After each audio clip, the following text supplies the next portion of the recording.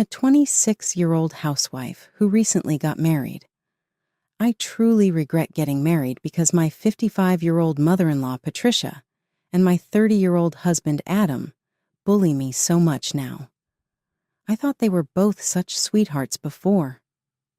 When Patricia asked me to move in with them after my father-in-law passed away a few years ago, I happily agreed because I knew that once we were married, we would live happily ever after. However, as soon as we were married, they drastically changed, and I also learned that my husband's reclusive brother lived with them, which they had not disclosed to me. So on the morning following our wedding, I was startled to discover a strange man sipping tea in the kitchen. Then I met Joseph, Adam's younger brother, who is 3 years younger than Adam. Joseph helped me stand up as he sipped his coffee because my legs gave way. I was relieved when he introduced himself, saying, "I'm Joseph, 27 years old, someone who my mother and brother dislike." His kind way of speaking gave me the impression that he was a good man. Just as we were getting to know each other, my mother-in-law woke up and entered the room. "Joseph, wait in your room until you're ready to go." With a dismissive wave, she continued, "I'll bring your food later." I said, "Mother-in-law, why don't we have breakfast together with Joseph?" "Mind your own business. How could you dictate to me as a mere daughter-in-law?" She replied angrily. Upon seeing my mother-in-law, who had been so sweet just a day before, I was taken aback. Her expression, behavior, and speech pattern had shifted. She used to call me Leah and was always smiling, but now she gave me a demon-like stare. Joseph whispered to me, "This is my mother's actual nature, sister-in-law. She's been playing nice, and so has my brother to trick you. I advise you to get away as soon as you can." I was confused by what he said. "In your dreams. I won't let our free housemaid escape that easily." My mother-in-law scoffed. "Please be appreciative, since we are providing free care for an orphan without parents." I wanted to get away after hearing this, like Joseph advised, but I chose to stay and have a conversation with my husband, whom I married out of love. Afterward, my husband awoke, appearing drowsy. "Why is there so much noise early in the morning?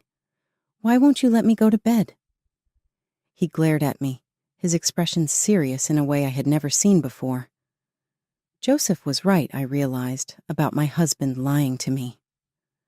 My husband's face altered when I backed away in terror, and he added, "Just kidding." "Mom, get along with my wife," he said, pulling me into his hug. He called his mother Mom, which astonished me, but I was happy to hear it since I assumed he was back to his normal self and immediately forgot about his earlier angry look. More reassured, I reasoned that perhaps the reason he appeared so annoyed was that he had just woken up. I decided to take up my offer to make breakfast and set the table with a dish for the 4 of us. However, my husband commanded me to carry Joseph's share to his room. "Sorry for not telling you before, but my brother is a shut-in piece of crap. It scared me too much to tell you. He locks himself in his room all the time and hardly ever leaves," my mother-in-law continued. "You wouldn't believe they were siblings because of how different he is from Adam." They proceeded to insult Joseph. I went to Joseph's room with his breakfast and knocked on the door. "Thank you, but don't worry about me. I'm going out to dinner," he said, as he attempted to shut the door. "Dining out all the time isn't healthy," I blurted out, feeling sorry for him. "I'll take care of everyone's health now that I'm a member of this family." All he said was, "You must leave this place. I hate being by myself." I experienced a tightening in my chest and began to tear up as I thought back to my own experience after my parents passed away. After receiving a PTSD diagnosis, I'm currently undergoing treatment. I could be reflecting Joseph's circumstances onto myself. I told Joseph, "I'll bring some more food later," and made my way back to the living room. "Can you finish up the housework and come to the convenience store at noon?" my husband said as I entered the living room. "All right," I said in response. Once he left for his job at the convenience store, My mother-in-law started to bully me. As she began sipping tea in the living room, she gave the order: wash the dishes, clean up, and finish weeding the garden all by this morning. After responding, I got to work on the dishes. I counted the number of weeds in the garden before starting to clean each room. I was shocked to see that the garden appeared to have been neglected for a long time. I trembled at the possibility of all the bugs that might come out. I was determined to get the cleaning done quickly because I could see dark rain clouds in the sky. I cleaned every room in the house except for Joseph's room on the second floor after finishing the living and dining rooms. I quickly returned to the stairs after hearing a loud bang coming from the first floor. There was salad oil all over the kitchen floor along with my mother-in-law. She said, "Clean up the spilled oil." And it was obvious that she had taken off the salad oil's top and spilled it. The empty bottle was lying across the place. "Why would you do something like this?" I spoke to my mother-in-law directly. "What? Do you think I intentionally did this? How horrifying. You're a terrible in-law's daughter. You are to blame for leaving items in my path." She shouted, "Get to cleaning instead of talking," and threw a roll of paper towels at me. I quickly wiped the kitchen floor, knelt, and used paper towels to absorb the oil, all the while keeping in mind that I had to head to the convenience store my husband owns after tidying the garden. My mother-in-law bumped into me and I fell on the greasy floor. "You're in my way. Move as I approach." "Unbelievable," she scoffed. Just 2 days after our wedding, I regretted moving in, but I was too busy to think about it. It took quite some time to clean the floor. I was bitten by mosquitoes numerous times while I tirelessly plucked weeds and bagged them up during the garden cleanup. I was exhausted when I completed the work. Thank goodness the garden was small. Even though I didn't have much time till noon, I had to quickly take a shower because I couldn't leave the house with my body soiled with sweat and oil. Before using the restroom, I believed I had ready my clothing and underwear, but when I came out, everything was gone.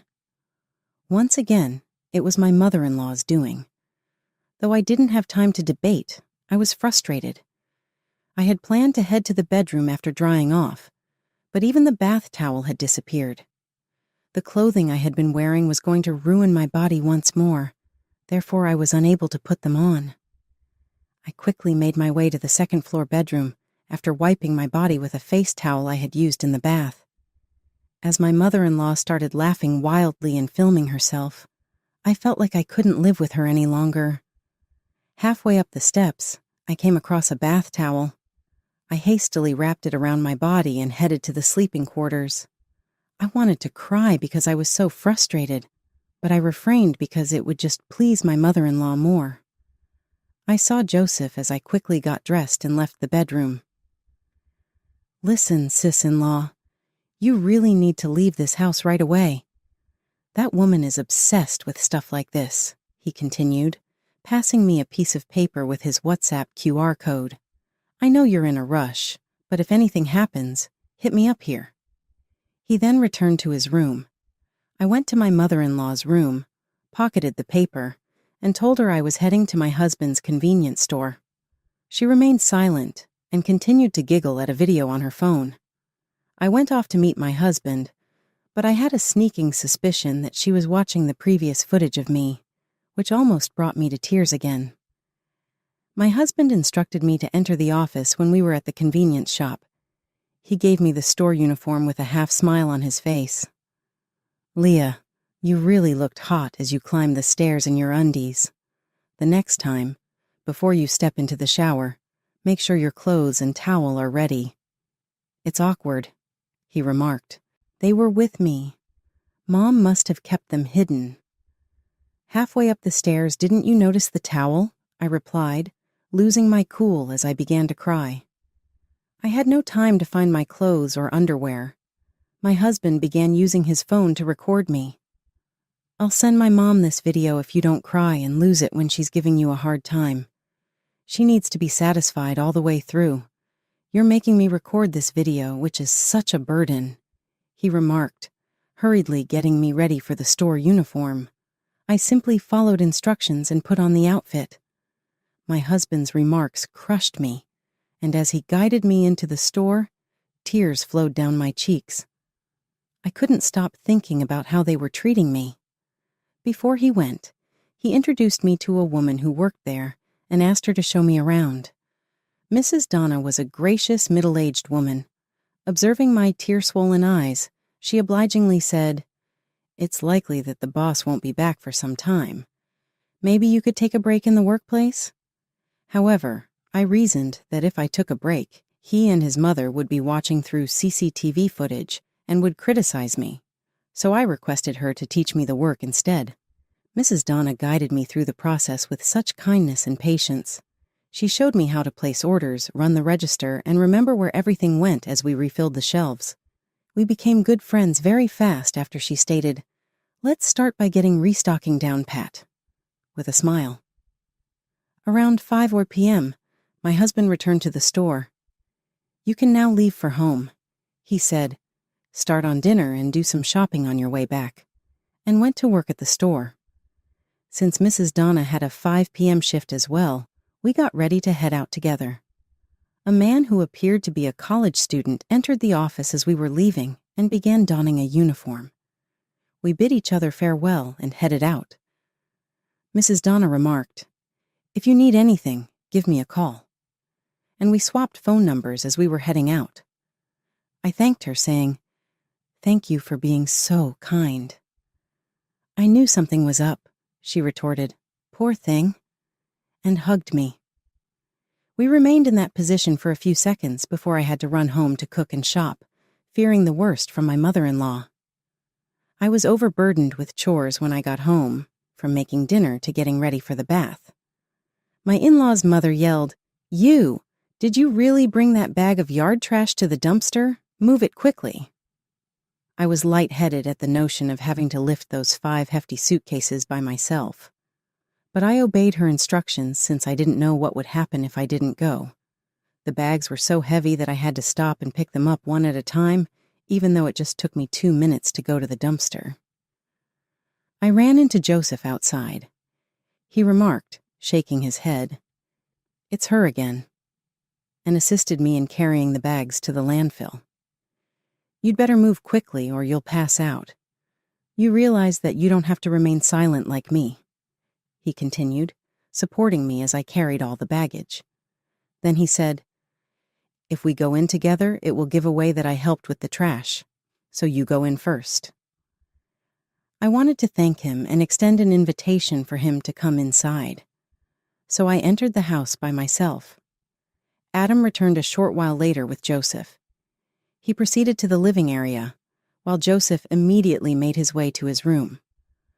"Starting today, Leah, you will be working both the day and night shifts at the convenience store. You'll need to depart shortly because the night duty begins at 8 p.m., he stated. "I'm already tired from today," I retorted. "In addition, I'm afraid of the dark, and I am still learning the work. It's not possible." My husband took the divorce documents out of his suitcase and gave them to me. "There's no need to stay married if you can't work. If there's anywhere an impoverished orphan can go, feel free to go, huh?" With smug smiles, my husband and mother-in-law observed me. I made the decision then and there that I would never forgive these people. Although I hated to leave Joseph alone, I decided to move out of the house because, as he mentioned, I felt like I might break at that point. I planned to go to the convenience shop after realizing I needed to put these two out of my mind for the time being.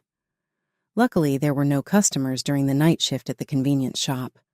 I added Donna and Joseph as users to my WhatsApp group, and we started messaging each other. They were able to provide me with knowledge that I was previously unaware of.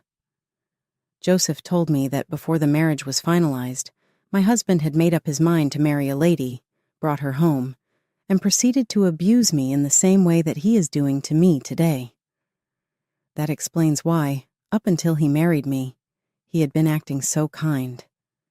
In addition, it appears that hiding the engagement ring my husband gave me and accusing me of losing it was the next act of harassment directed at me. Joseph said my mother-in-law and spouse were in the living room right now, happily plotting this. One of Joseph's two cell phones is left in call mode in the living room. He's currently using WhatsApp to record their talk. He used an emoji of laughter to send me a message. Donna informed me that her husband was involved in some way with an elderly employee of the convenience shop.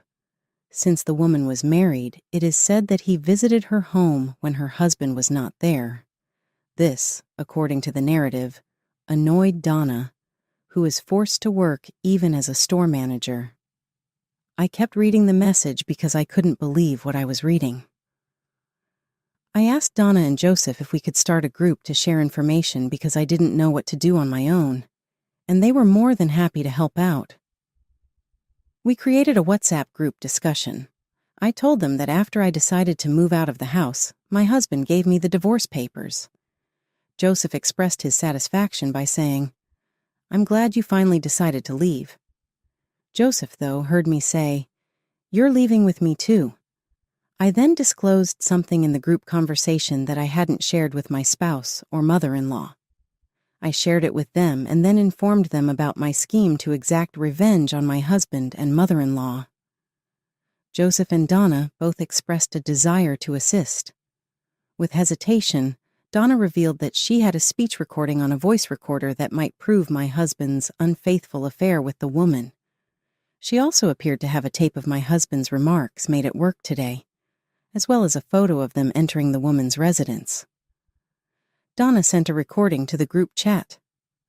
"Mom was frustrated because you wouldn't cry no matter how much she bullied you."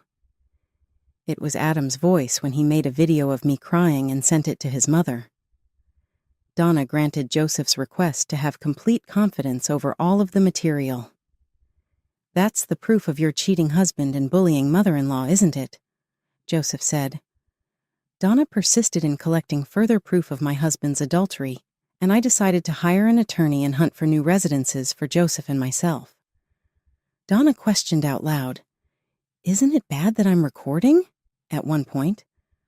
Joseph responded, "You just happened to bring a voice recorder that was in record mode, right?" Donna answered, "That's right, it was just by chance." She appeared to laugh. I never imagined that in such a short amount of time, I would make such amazing friends. I had the impression that my parents were watching over me and protecting me. I locked my phone since we had to maintain the secrecy of the group's existence. My husband messaged me after a time saying, "You can come home because the other guy is coming at one." When I got back to the house, my mother-in-law and husband had already fallen asleep. I texted Joseph to get the arrangements done as soon as possible.